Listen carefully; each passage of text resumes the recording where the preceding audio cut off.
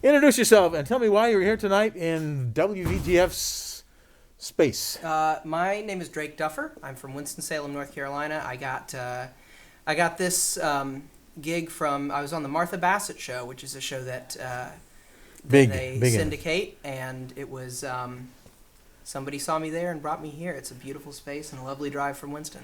So you came specifically to do this today? I did. Okay.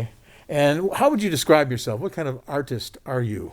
Well, I studied classical guitar professionally in college and grad school, and then a lot of the stuff that I write is sort of a classical folk fusion thing, I guess is the closest I would come to. It was very interesting, and then a couple of the tunes kind of really leapt about, and it's like, you want to throw in some things to spice it up? How do you decide what your set is? Well, a lot of it has to do with what I'm currently working on, which is kind of funny. Usually by the time I put music out, I'm not playing it as much live anymore. Right, which is sort of a problem for I people heard going that to song. listen Hey, to do that song I heard on... Can I go listen to that? No, but you can listen to stuff I didn't play tonight, you know. But it's that's usually just the things that I'm really into. I think it feels more authentic to share the stuff that I've been very excited about I was curious about your origins. Did you decide you needed lessons, or did your parents decide you needed lessons? Oh, well, I was, when I was a little kid, I really wanted to play guitar. My dad played folk guitar for me. Okay, so you had a good influence around you. I was very excited to play guitar, to the point where they couldn't find a guitar small enough for me when I was 3 or 4 years old and really wanted to. So I took Suzuki violin for a couple of years before I was big enough for the smallest guitar they could find. Oh, yeah. Can you read? Can you get over to the... But so I was very into it from a super early age. And then what led you to where you are now? I mean, you must have got some influence on the way. Yeah. I mean, some things that really pushed you. Honestly, the biggest thing was growing up in Winston-Salem, the public institution of the UNC School of the Arts, and the high school program being free, and so many incredible musicians living there because of the school, was such a great atmosphere for me. And I ended up taking lessons from some of the people that studied classical guitar, and then I could go to high school for classical guitar there, and I fell in love with it there. Oh my God! So it was kind of a testament to giving kids resources to find the things. And you probably had a lot of influences because a lot of people come through there. I mean, that's a big area. Yeah, Greensboro, Winston-Salem, Charlotte. It was definitely an extremely beneficial thing to be in an area where I had a lot of exposure to different things, and even just the productions that got put on, and you know, they have a huge Nutcracker there every year and stuff like that. Just like being very excited about orchestral music and stuff when I was young enough for it to be funny for me to be conducting along to CDs. You know? Oh, yes. It sounded great to me, Mom. Yeah. Well, yeah, but she just, go ahead, keep going. Sure. Yeah, keep going. But was anybody that you saw or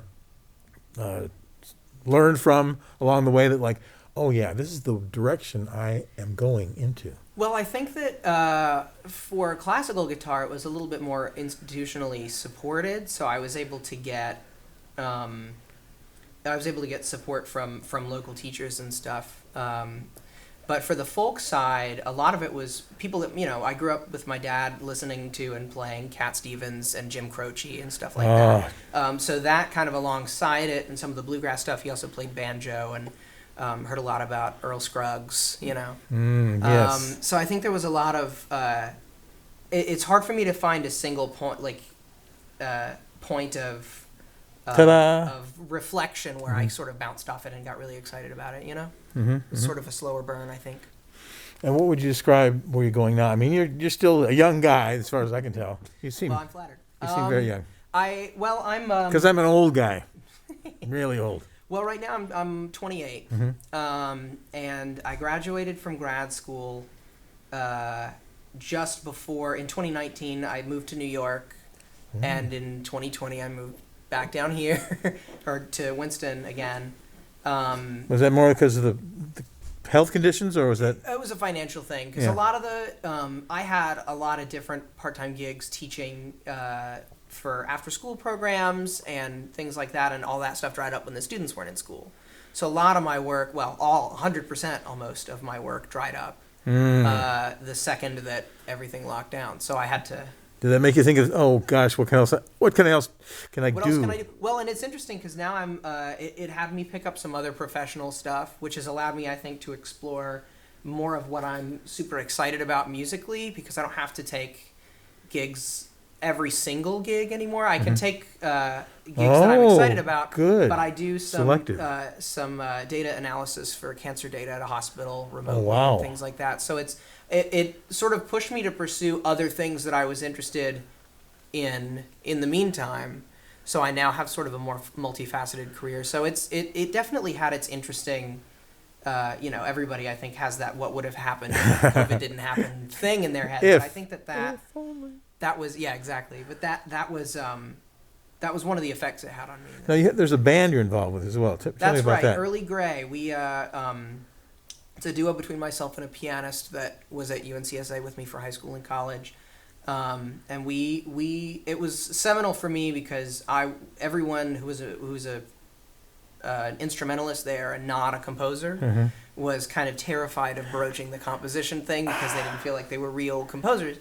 And so the two of us were able to kind of support each other and say, like, let's write music together so that it doesn't feel so vulnerable. I've heard that from other people who had a problem deciding how to write and if it was good enough. And what is that challenge? I'm also in another duo, Discount Rothko. We do more of the bluegrass side with a friend of mine.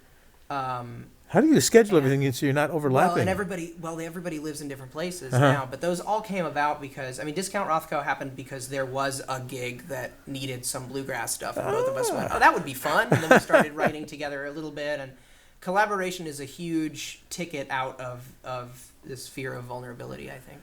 So how do you think you've improved over the years in your actual composition? I don't know, you tell me.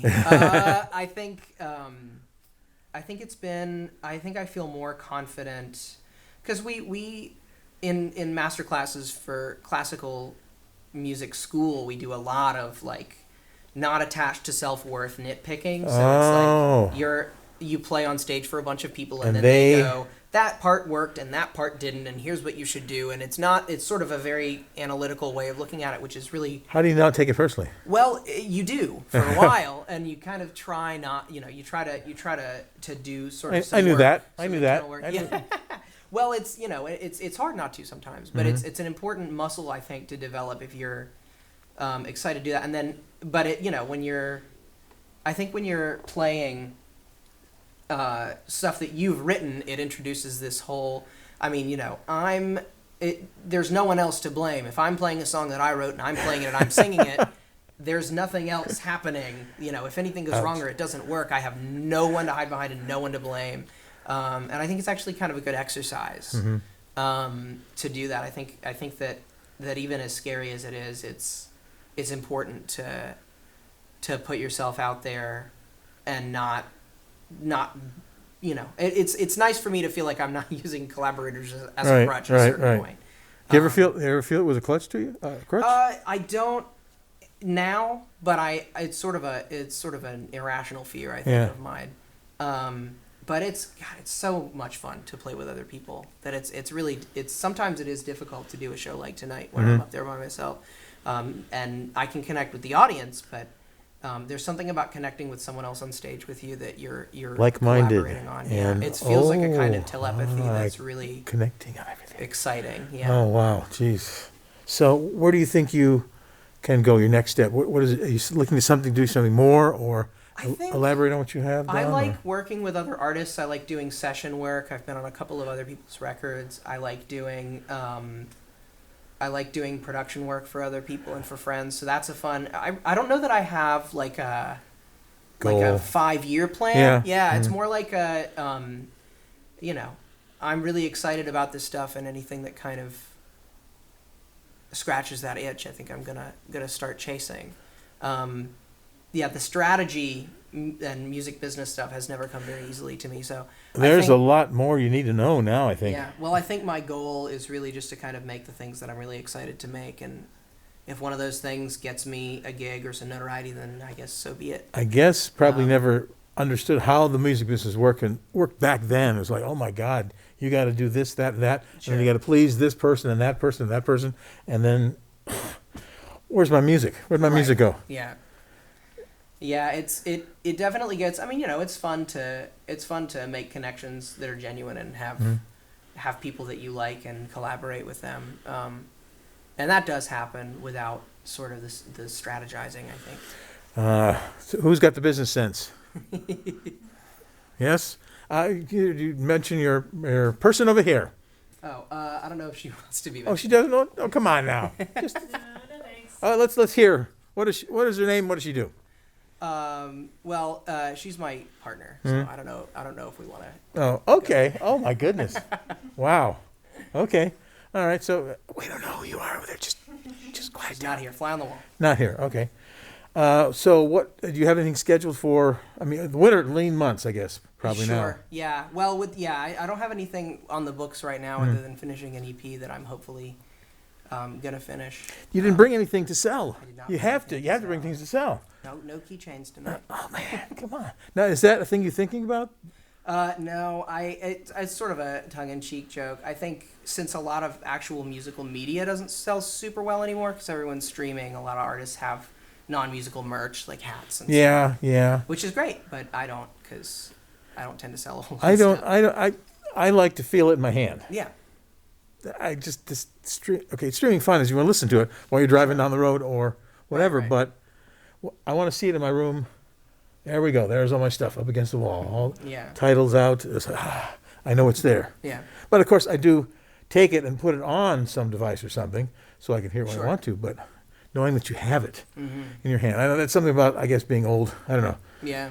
Well, I mean, for me, I like CDs because my car's too old to have an auxiliary jack. Okay, So I okay. listen to, and there's something nice about being forced to listen to an album. Mm-hmm. Yes. Yes.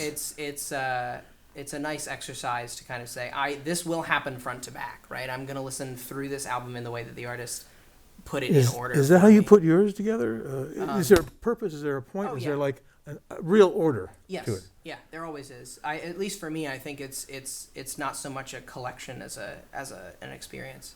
I try to order. I don't necessarily write things with the idea that they are part of a Okay. bigger thing, but Not originally. I think that, right, not originally, but once it gets to the point of putting together the album, it is definitely. I mean, thinking about exactly how much space you want between songs and stuff is big. And the ending, beginning. Mm-hmm. Is there some kind of thought to how it's going to sound? Yeah, I mean, I think it really is just kind of an intuition thing when you get into a mastering studio or when you're finally bouncing the last ones you add. If you're, you just kind of listen to the end of one song and then you Boom. decide when you want the next one to start and put it there. Because if it really works, it's Yeah, beautiful. it's astounding. Oh. I mean, there are songs on the radio that they always play next to each other because that's just how it works on the route. Some AI did it, I'm sure. I that's scary to me. That's going to be a thing. Oh, well, And I think it's the future of technology is always a little bit unnerving. scary at first. Yeah, but it'll work out. Hopefully. Yeah. I want to thank you very much for being here Thank you. and I helping out. appreciate it. Appreciate it. Thank you. Thank you so much.